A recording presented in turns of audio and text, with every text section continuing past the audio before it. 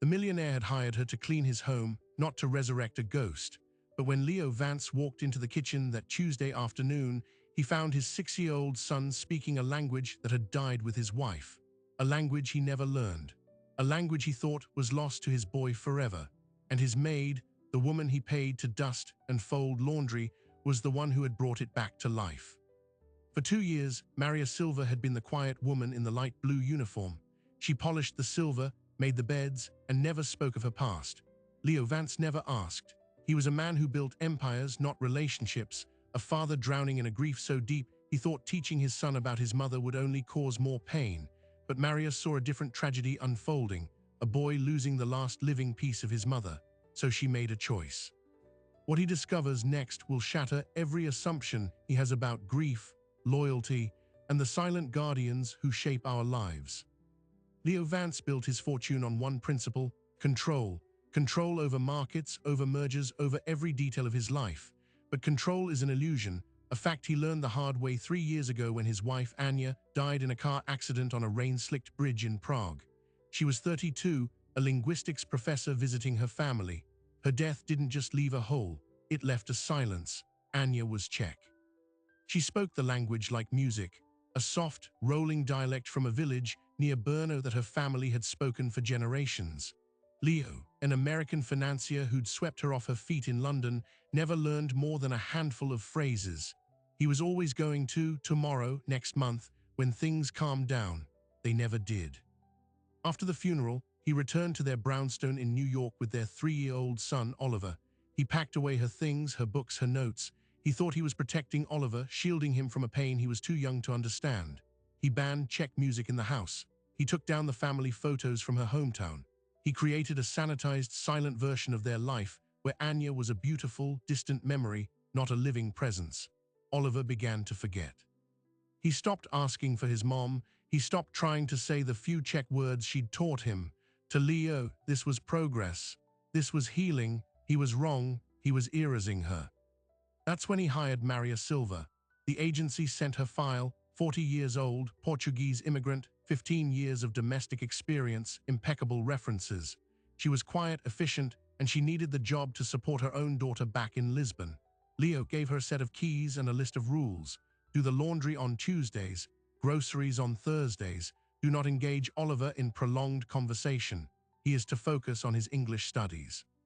Maria nodded, her expression unreadable. She saw a mansion filled with expensive art and a profound, echoing poverty of spirit. She saw a little boy, now 6, who would sometimes stand in the doorway of a locked study, a room that held all his mother's belongings, and just stare. Maria began her work, but she also began to listen. She heard Leo on business calls, his voice a blade of steel. She saw the way he'd flinch if Oliver mentioned his mother, quickly redirecting him to talk about school or sports. She found the one photo Leo hadn't put away, tucked in a book in the library, a picture of Anya holding baby Oliver, her smile radiant, her lips parted mid-song. Maria recognized the pain in this house. It was a specific kind of pain. The pain of a lost homeland, a severed tongue. She had felt it herself when she left Portugal. One afternoon, she was cleaning Oliver's room. He was drawing at his desk, a picture of 3 stick figures. "Who is that?" Maria asked gently, pointing to the third, smaller figure. "That's my mom," Oliver said, not looking up. "But I don't remember what she sounds like." That sentence, so simple, so devastating, was the moment Maria's professionalism cracked. She made a decision. It was a risk that could cost her everything: her job, her visa, her ability to support her own child. But some silences are too heavy to bear. She started small. The next week, while making Oliver a snack, she pointed to an apple. "Jablko," she said softly. Oliver looked at her, confused. "It means apple," Maria whispered. "It's a magic word from a faraway place, your mom's place." A flicker of curiosity, then a smile. He repeated it, "Jablko." That was the first brick. Maria, who had learned basic Czech from a former employer years ago, began digging. She used her one day off a week to visit the library, studying Czech children's books and language guides. She spent her own meager wages printing flashcards with simple words: mama, tatinek, laska, love. She hid them in her apron, bringing them out only in the quiet afternoons when Leo was at his office downtown, in meetings that lasted longer than his conversations with his son. For a year, it was their secret. Oliver thrived. He wasn't just learning words, he was rebuilding a connection. He'd point to the photo on the shelf and say Maminka with a confidence that made Maria's heart ache. She told him stories about Prague, about the castle and the river, stories she'd researched and pieced together from Anya's own books, which she'd secretly borrowed from the study. She was careful, meticulous. She timed their lessons to the minute, ensuring every flashcard was put away, every trace erased before Leo's car pulled into the driveway. She was building a bridge for a little boy to cross back to a mother he'd lost, and in doing so, she was committing the greatest breach of trust imaginable. Leo remained oblivious, buried in spreadsheets and acquisition deals. His grief had calcified into a rigid routine. He hired a child psychologist who told him Oliver was adjusting well, which Leo took as vindication. He was providing stability. He was moving forward. The only thing that ever gave him pause was the way Oliver would sometimes hum a tune he didn't recognize. A folk melody, he'd shrug it off. Kids pick things up. Then came the Tuesday. A merger Leo had been working on for months fell apart at the last minute. He came home early, frustrated, wanting the quiet of his home. He walked through the front door and heard a sound that stopped him cold. It was Oliver's voice, but the words were wrong. They were fluid, melodic, utterly foreign, coming from the kitchen. Leo moved silently down the hall. He saw them through the doorway. Oliver and Maria, heads bent over the table, flashcards spread between them. His son was reading a sentence, a full sentence. In Czech, Maria was beaming, her finger under the words, and on the shelf behind them, the photo of Anya seemed to watch, her smile now a secret shared by three. Leo didn't burst in. He didn't shout. The shock was too complete, too seismic. It felt like the floor had dissolved beneath him. This was the ghost he had tried so hard to bury, not just walking but speaking through his son. His mind raced through the implications, the betrayal, the sheer scale of Maria's deception. For 2 years, she had looked him in the eye and hidden this. She had taken his money and used it to resurrect the very thing he had tried to destroy. He stepped into the doorway. The creak of the floorboard made them both look up. Oliver's face lit up. Tatinku, look, I can speak like Maminka. Maria's smile vanished. Her eyes met Leo's.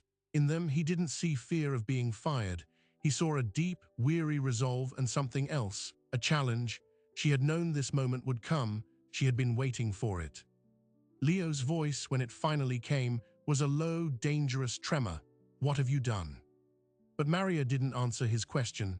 She looked from Leo's shattered expression to Oliver's confused one, and she said the only thing that mattered in that moment.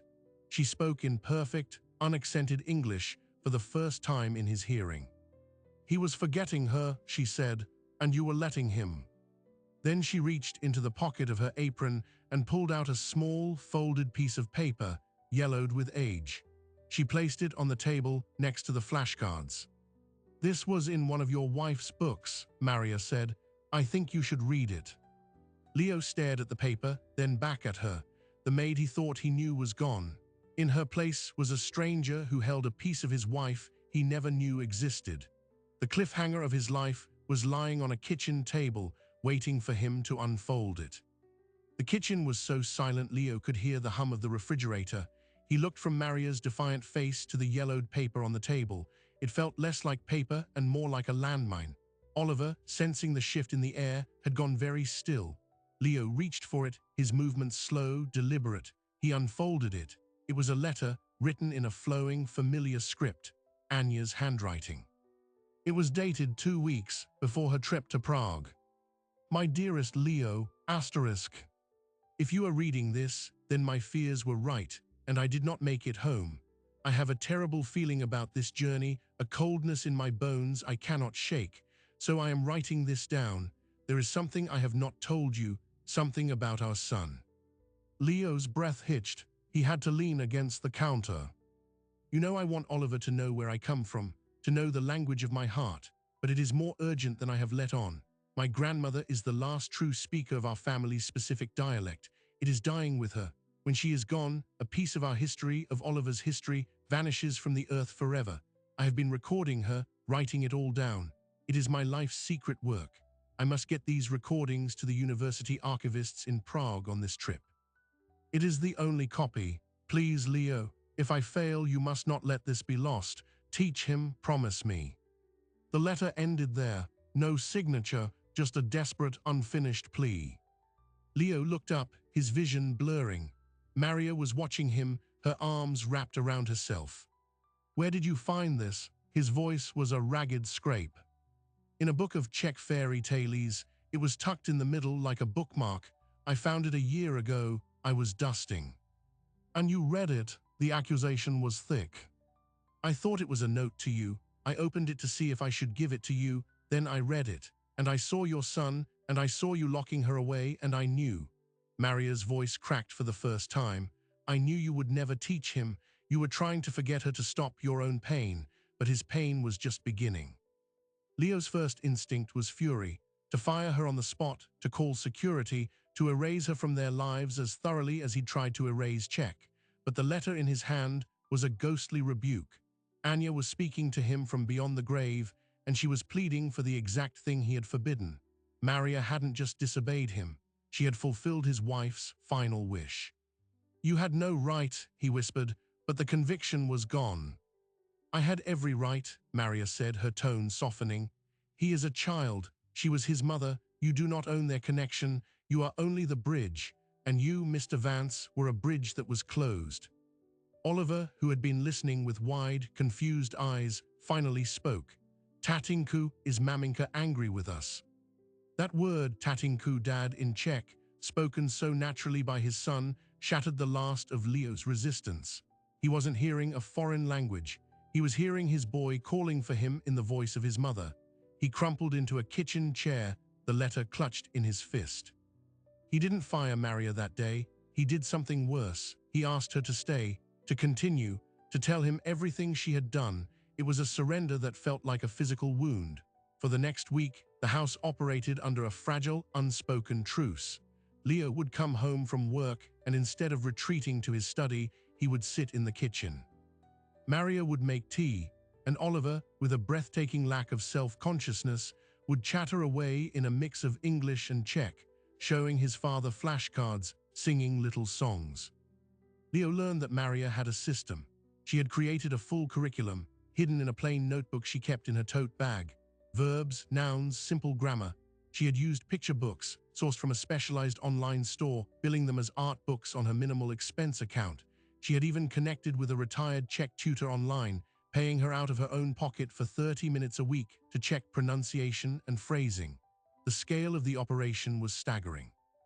The secrecy, impeccable. The love behind it, undeniable. But Leo was a businessman, and a man who had been profoundly deceived. The gratitude warred with a deep, nagging suspicion. Who was this woman, really? This quiet maid who happened to know Czech, who happened to find a critical letter, who happened to dedicate 2 years of her life to this secret mission? The coincidence was too large. He needed to know who he had let into his home, into his son's life. He called a private investigator, not a corporate one, but a discreet man named Alistair Finch who specialized in personal backgrounds. He gave him Maria's name, her social security number from her employment files, and the address she had listed. "I want to know everything," Leo said. "Where she's from, what she did before this, who she knows, especially any connection to the Czech Republic or to my wife." The report came back 48 hours later. Leo opened the email in his office, the city sprawling beneath him in the twilight. The first page was routine. Maria Silva, born in Lisbon, immigrant to the United States 12 years ago, worked in a series of domestic jobs. Clean criminal record. A daughter, Sofia, age 14, living with Maria's sister in Lisbon, financially strained, sending most of her money home. It painted a picture of sacrifice, of a hardworking woman. It made Leo feel like a monster for doubting her. Then he turned to the second page, and the world tilted. Before she was a maid in New York, Maria Silva had been a maid in Boston, for a family named Havel, Czech expatriates. Before that, for a brief 6-month period 8 years ago, her employment records showed a gap. But Alistair had dug deeper. He found a visa application from that period. Maria Silva had applied for a cultural exchange visa to the Czech Republic. The stated purpose: linguistic research assistance. A cold thread of understanding began to weave through Leo's mind. He scrolled down. Alastair had included a scanned clipping from a small Boston area community newsletter dated 9 years ago. It was a blurry photo of a charity event for a Central European Cultural Preservation Society. In the background, among a group of people, was a younger Maria Silva, and standing next to her, smiling warmly, was Anya. Leo's heart stopped. He zoomed in. There was no mistaking it. It was his wife. Her arm was lightly touching Maria's, their heads turned toward each other as if sharing a joke. They knew each other. They had known each other years before Maria came to work for him. The revelation hit him like a sucker punch. This wasn't a random act of kindness by a stranger. This was a plan, a conspiracy. His grief, his isolation, his son's loss, had they all been manipulated? Was Maria some kind of sleeper agent planted in his life by Anya? The thought was insane, paranoid, but the evidence was on his screen. He drove home like a man possessed, the report burning a hole in his briefcase. He found Maria in the living room, folding laundry. Oliver was upstairs asleep. "We need to talk, now." His voice left no room for argument. He led her into his study, the very room that held Anya's things. He closed the door and tossed the printed photo on his desk. "Explain this." Maria looked at the photo. A wave of emotions crossed her face, surprise, nostalgia, then a deep, profound sadness. She didn't look guilty, she looked exposed. "You knew her," Leo pressed, his voice trembling with rage. "You knew my wife, all this time. Was this her idea? Did she tell you to wait, to get a job with me after she was gone, to spy on me?" Maria closed her eyes for a long moment. When she opened them, they were filled with tears. "No, Leo, it was not like that."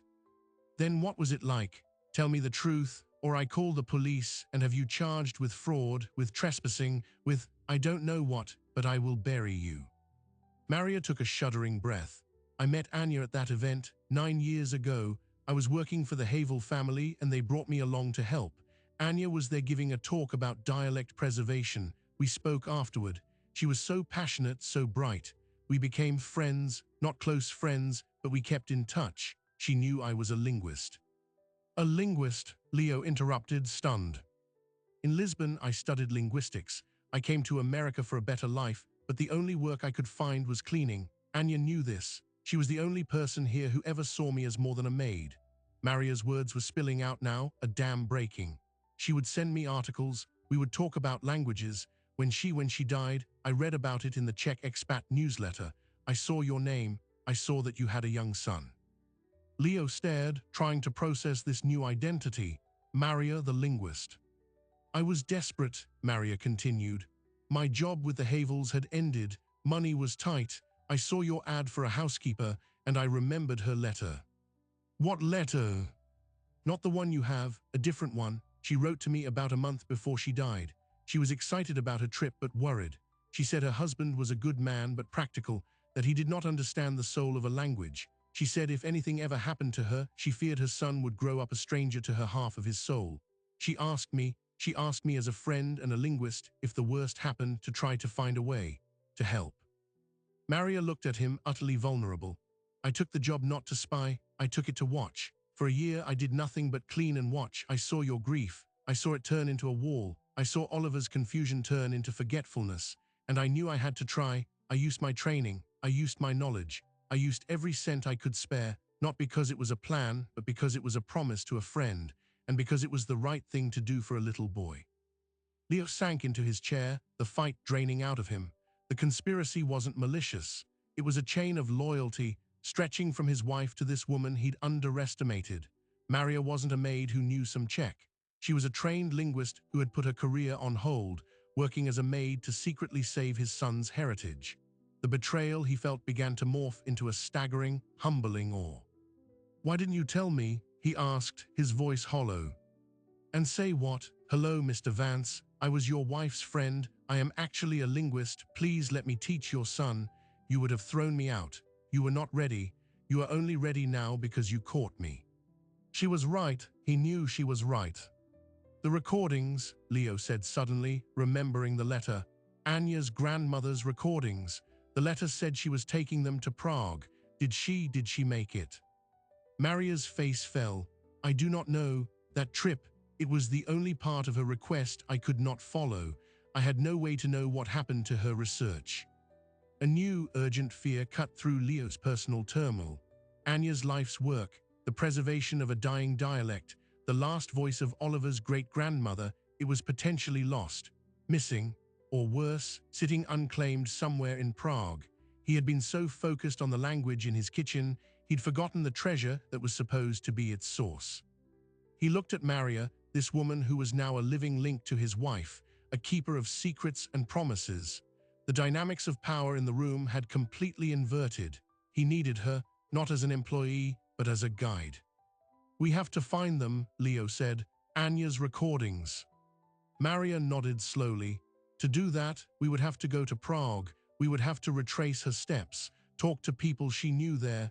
It is a needle in a haystack." Leo stood up, a new, frantic energy replacing his shock.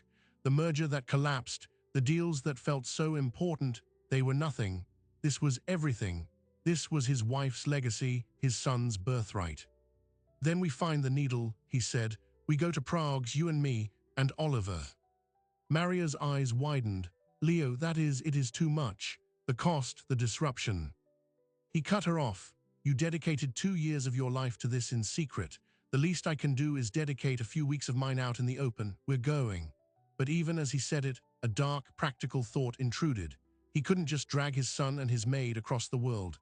There were legalities, boundaries, a world of complication, and he had no idea what or who they might find waiting for them in Prague. The quest to reclaim a lost language was about to begin, and Leo Vance was suddenly terrified that they were already years too late. Prague in November was a city of grey stone and ghost stories. For Leo Vance, stepping into the apartment building where Anya's grandmother had lived felt like walking into a vault that had been sealed for 3 years. The air smelled of cabbage and old wood. Anya's cousin, a weary woman named Teresa, let them in. She had been keeping the small, top-floor flat tidy, but it was a museum of a life paused, doilies on the arms of chairs, a porcelain clock that had stopped at 4:18. And in the corner, an old wooden desk. Teresa spoke in halting English. "After Anya, after the accident, we came. The police, they gave us her things, a suitcase, her purse. There was no box of recordings, no special package. We thought maybe she mailed it, but the post office had no record. We thought maybe it was lost in the crash." Leo's hope, so fragile, began to crack. Maria, however, moved through the room with a scholar's focus. She asked Teresa questions in rapid, gentle check. Did Anya mention a specific person at the university? A professor, an archivist? Did she have a favorite cafe where she might have met someone? Teresa shook her head. "She was only here one day. She came for dinner. She was so excited. She said she had completed her life's work. She was going to the university in the morning. Then the morning never came." They spent 3 days hitting dead ends. The linguistics department at Charles University had no record of an appointment with Anya Vance. The archive had no incoming donations logged for that week. It was as if the purpose of her trip had been a phantom. Leo watched his son, Oliver, who was wide-eyed at the new city, asking for the Czech words for tram and castle, and felt a crushing weight of failure. He had come to reclaim a legacy and was finding only dust. On the 4th day, Maria suggested they visit the bridge, the accident site. Leo recoiled. He couldn't. But Oliver, holding Maria's hand, looked up at him and said, "Maybe Maminka left a sign for us there." The simple faith in his son's voice broke him. They went. The bridge was bustling with tourists, the tragedy of 3 years ago invisible beneath their footsteps. Leo stood at the railing near where the car had gone over, a cold dread in his stomach. Maria held Oliver back, giving him space. As Leo stared at the water, a memory surfaced, sharp and painful. Anya, in their kitchen a month before the trip, laughing. "My grandmother is so stubborn, Leo. She said she wouldn't give me the last tape until I brought her a specific book from a little shop near the old town square. A book of folk songs. She said the song on the tape matched the book." He hadn't paid attention then. It was just another of Anya's stories. Now it was a clue. He turned to Maria, his eyes blazing. "A bookshop." She mentioned a bookshop for a book of folk songs. They spent the afternoon searching. The old town square was ringed with shops. They asked at everyone that sold books. Most were souvenir stalls. Then, in a narrow alley, they found it. Nihia Hudba, books and music. A tiny bell rang as they entered. An old man with a magnifying glass looked up from a ledger. Maria took the lead, explaining in Czech that they were looking for a book of folk songs, that Anya Vance might have bought one here about 3 years ago. The man's eyes, milky with cataracts, narrowed. He didn't speak. He got up slowly, shuffled to the back, and returned with a thick leather-bound ledger. He licked his thumb and turned pages, going back in time. He stopped. His finger tapped an entry. November 12th, Anya Vance. She purchased Pisny z Moravy, songs from Moravia. She also left a package for safekeeping. She said a friend would pick it up. The old man looked at them. No one ever came. Leo's heart hammered against his ribs. Do you still have it? The old man shrugged. I keep things. It is bad for business to throw away a customer's trust. He disappeared into a back room again. They heard the clink of keys, the scrape of a metal box. He returned with a small wrapped parcel about the size of a hardback book, sealed with brown paper and string. It was addressed, in Anya's handwriting, to Dr. Antonin Radek, Linguistics Archive, Charles University. It was the recordings, or at least it had to be. Leo took the package with trembling hands. It felt light, too light. He looked at Maria, then back at the shopkeeper. Can we open it here, to make sure? The old man nodded. With careful fingers, Leo untied the string and peeled back the paper. Inside was a simple cardboard box. He lifted the lid. Nestled inside were 5 old-fashioned cassette tapes, each labeled in a spidery, elderly hand: Babichka dialect, Zavarechny, grandmother dialect final, and underneath the tapes, a single, new-looking USB drive, and a note. The note was from Anya. Antonin, if you're reading this, I didn't make it. Please, these are the final recordings of my grandmother, the last speaker of our village's dialect. The USB contains the digitized masters and my full linguistic analysis. It is everything. Please see it preserved. With gratitude, Anya. She had digitized it. She had done the work. The treasure was here in his hands. Leo sank onto a wooden stool in the shop, tears of relief and anguish streaming down his face. Oliver came over and put a small hand on his knee. Is that Maminka's voice? He whispered. Yes, buddy, Leo choked out. It is. But Maria was frowning. She picked up the USB drive, turning it over. This is a standard drive, but the packaging, it has not been opened. If she mailed this to the doctor, why is it still here? And why did the university have no record? A cold prickle went down Leo's spine. He looked at the shopkeeper. Did anyone else come asking for this? A man, a doctor? The old man thought, then shook his head. No, only a woman a few weeks after. She was agitated. She said she was from the university, that there had been a mistake. She described the package. I told her it was left for a specific person. She became angry. She left a card, said to call if anyone came. He rummaged under the counter and produced a bent business card. Leo took it. It was simple white cardstock. The name, Dr. Eliska Novik. The title, Department of Cultural Patrimony, Ministry of the Interior, not the university, the government. Maria's face went pale. Patrimony, that is a department that deals with national treasures, historical artifacts. They seize things. The victory of finding the tapes curdled into a new, more profound fear. Leo's mind, trained in high-stakes deals, connected the dots with terrifying speed. Anya wasn't just preserving a family dialect. She had documented something rare, something old, something the Czech government might consider state property. Had she known, was that why she was secretive? And the woman at the bridge, the official reports called it an accident. But what if it was? We need to get these out of here, Leo said, his voice low. Now. They thanked the shopkeeper, paid him a generous sum for his guardianship, and hurried back to their hotel. In their room, with the door locked, they debated. Play the tapes, take them to the named professor, but the professor had never received the package. Had he ever even known about it? A search on Maria's laptop revealed that Dr. Antonin Radek had retired 2 years ago and was reportedly in poor health, living in a village in South Moravia. Then Maria made the critical connection. The dialect, her grandmother's village, it is near the Austrian border, a very small place. During the Cold War, that area was sensitive. There were rumors of hidden codes, of partisans using local dialects as ciphers. What if this isn't just a language? What if it's a historical code? and the government knows it. The pieces snapped together with an almost audible click. Anya's life's work wasn't just academic, it was politically sensitive. Her death, officially an accident, now seemed shrouded in a terrifying ambiguity. And they were sitting in a hotel room with the very things someone in the Czech government might have wanted to intercept 3 years ago. That night they made a plan. They would not go to the ministry. They would not try to see the retired professor. They would flee. They would take the tapes and the drive back to the States where they could be examined safely. It was a risk, potentially violating export laws for cultural artifacts, but staying felt far more dangerous. They booked the earliest morning flight to Frankfurt, then on to New York. They packed hastily. At 4 a.m., as a freezing rain began to fall, they loaded into a taxi. The airport was 30 minutes away. The driver was silent. Leo held the package in his lap, Oliver asleep against his side. Maria stared out the window, watching the dark city slide by. 20 minutes into the journey, on a highway shrouded in pre-dawn gloom, Maria stiffened.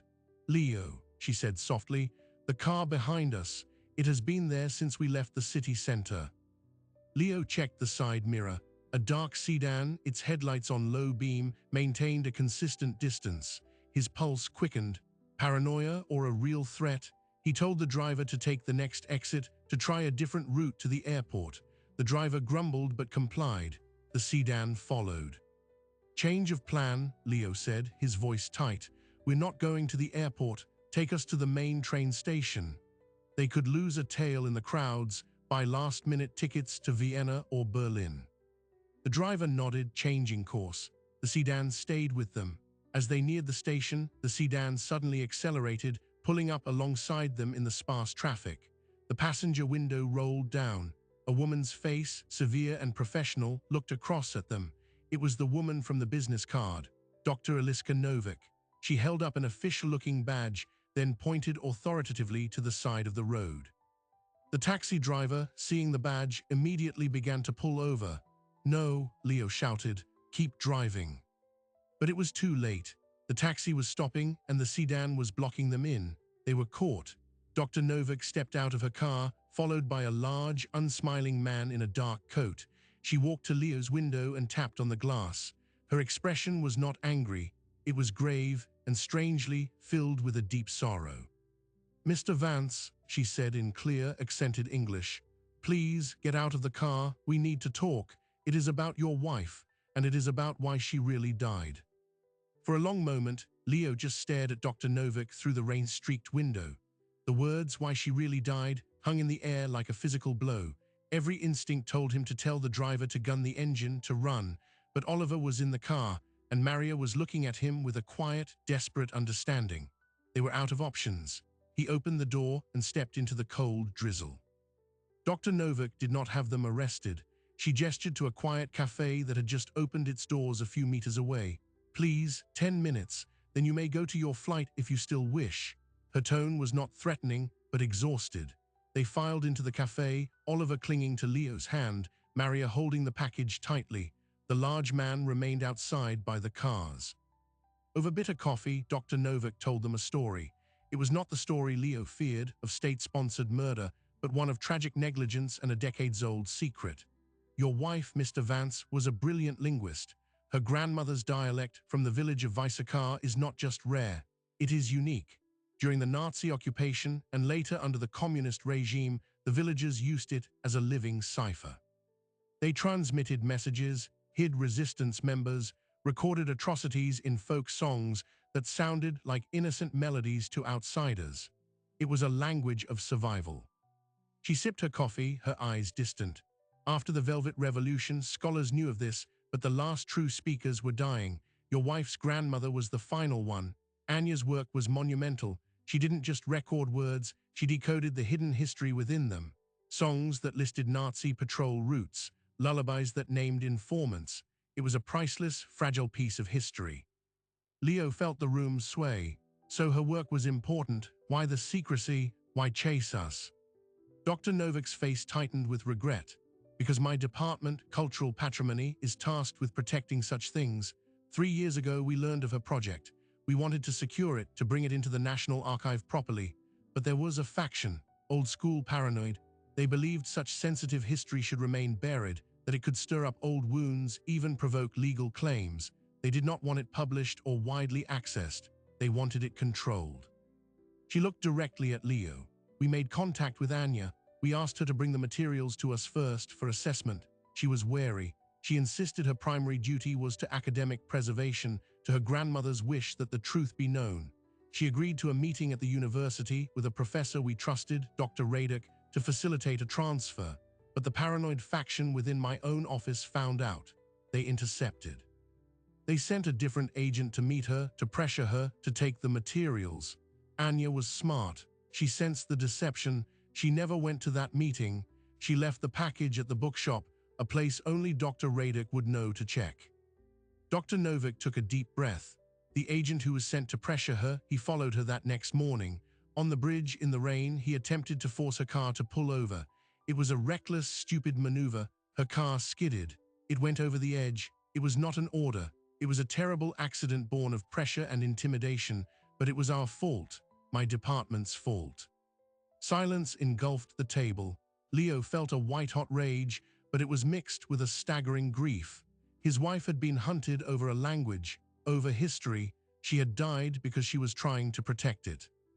The official investigation was steered away from us. Dr. Novak continued, her voice barely a whisper. It was ruled an accident, a tragedy, but I have spent 3 years trying to find her work, to do what she intended, to preserve it properly, and to clear my conscience.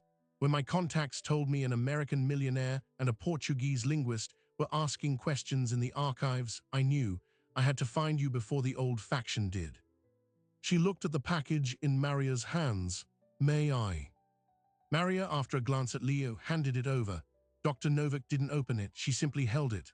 This belongs to the Czech people, but more importantly, it belongs to the memory of those who spoke it. Anya's grandmother and all the ones who came before. I'm not here to confiscate it. I am here to beg you, let us do this right. Let us digitize it, archive it, and create a public, accessible memorial in Anya's name. Let her work be what she wanted, a gift, not a secret. Leo looked at Oliver, who was listening with a solemn expression far beyond his years. He thought of Anya, her passion, her bravery. He thought of Maria, who had risked everything to keep a promise. The language had caused so much pain, but it was also a vessel for immense love and courage. What happens to the people responsible? Leo asked, his voice cold. They are being removed, quietly. The evidence is complicated, but I give you my word, the system that failed your wife is being dismantled. Sometimes justice is not a headline. Sometimes it is just stopping the poison from spreading. It wasn't enough. It would never be enough. But Leo recognized the truth in her tired eyes. She was a reformer in a broken system, trying to make amends. We want copies, Leo said finally, full digital copies, and Oliver's name and Maria's name on any memorial or publication. They are her legacy as much as the tapes. Dr. Novak nodded immediately. Of course, this is not a negotiation. It is an apology. For the next 36 hours, they worked in a secure, brightly lit government studio. Technicians carefully digitized the agging tapes. For the first time, Leo and Oliver heard the voice of Oliver's great-grandmother. It was a thin, crackly voice, singing a slow, mournful song. A linguist on Dr. Novak's team explained softly, "This song, it lists the names of children from the village who were taken. It is a memorial." Oliver listened, his small hand in Leo's. "She sounds like Maminka," he said quietly. In that moment, the chain was complete. From a great-grandmother in a Czech village, to a grandmother, to a mother, to a son, and through the dedication of a friend and a father who finally learned to listen. The language was not dead. It was alive in this room. Before they left, Dr. Novak gave Leo one more thing, a digital file separate from the archive. "We found this on the USB drive. It was in a private folder. It is for you." On the flight home, Leo plugged in his headphones and listened. It was Anya's voice, clear and warm, recorded in her study at home. "Leo, if you're hearing this, something has gone wrong, but don't be sad. Well, be sad, but then be glad.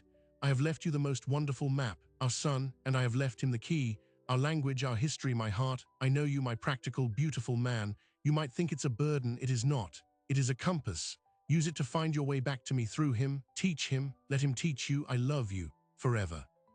Leo sat in the first-class cabin, tears streaming silently down his face as Oliver slept against his shoulder and Maria watched the clouds go by. The hunt was over. The truth was found. But the real work was just beginning. Back in New York, life did not return to normal. A new normal was built. Maria Silva was no longer an employee. She was a partner. Leo created a foundation for endangered language preservation named for Anya. Maria was its director of research, her linguistics degree finally put to its proper use. Her daughter Sofia was brought from Lisbon to live with them, attending school with Oliver. The house was filled with sound, Portuguese, Czech, English, laughter.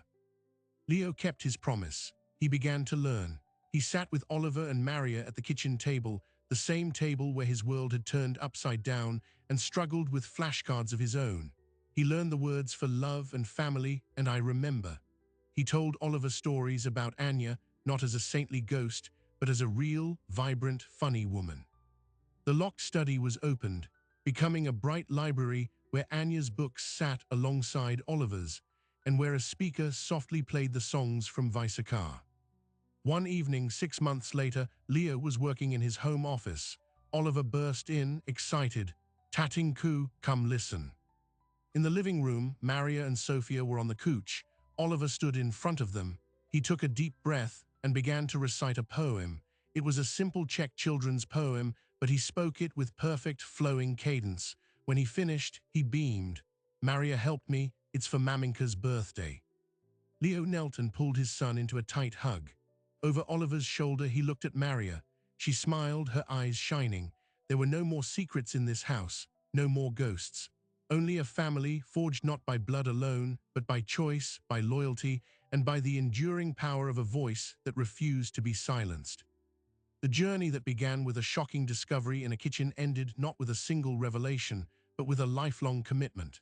Leo Vance, the man of control, had learned that some of the most precious things in life are not built, but received. And sometimes they are delivered by the most unexpected hands. The final chapter of this story is not an ending, but a beginning, echoing with the words of a past they saved, getting them into a future they would now build together. So what began as a story about a secret in a kitchen became a story about the secrets we keep from ourselves. Leo Vance thought he was protecting his son from pain by locking away a language. In reality, he was protecting himself. The ghost he was trying to silence wasn't his wife's memory, it was his own guilt, his own fear of a past he could not share or understand. It took the quiet courage of a woman he'd hired to clean his floors to show him that healing isn't about building walls. It's about building bridges. Maria Silva was more than a maid. She was a linguist, a historian, a keeper of promises. In a world that often sees domestic workers as invisible, her story reminds us that extraordinary people are living ordinary lives all around us. They carry within them skills, stories, and a depth of compassion that can change the trajectory of a family. She saw a boy losing his mother twice, first to death, then to silence, and she intervened. Not for money, not for recognition, but because it was right, because a friend had asked, because a language and the love it carried deserved to live. This story also touches on a silent crisis unfolding in millions of homes: heritage language loss. Studies show that by the third generation, a family's native tongue is often completely gone. But the shift, the real erosion, happens in the second generation, in the childhood of people like Oliver. When a language dies, it doesn't just take words. It takes a way of seeing the world. It takes recipes, jokes, lullabies, the specific texture of a grandparent's love. It severs a living cord to the past. What Maria did, and what Leo eventually embraced, was an act of cultural rescue. They fought not just for memory, but for identity. The tapes from Prague are now preserved in the Czech National Archive and available in a digital library, a gift from the Anya Vance Foundation. But the true archive is not in a server. It's in a New York brownstone, where a boy speaks to his father in the language of his mother. It's in the Foundation's work, supporting linguists and caregivers around the world who are fighting similar quiet battles. It's in the understanding that a family can be rebuilt from broken pieces, not into what it was, but into something new and strong. We often judge situations by the scene we walk into: the angry father, the disobedient employee, the distant child. But behind every scene is a story we haven't heard, a pain we haven't seen, a love expressed in a language we don't yet understand. The most profound transformations often begin not with a grand gesture, but with a simple, risky act of kindness. A flashcard shown in a quiet kitchen, a promise kept across years and continents. So we'll leave you with this question. Look around your own life. Who is the quiet person you might have underestimated? What is the story you've been too afraid or too proud to ask about? What piece of your own history or someone else's is waiting to be spoken before it fades away for good?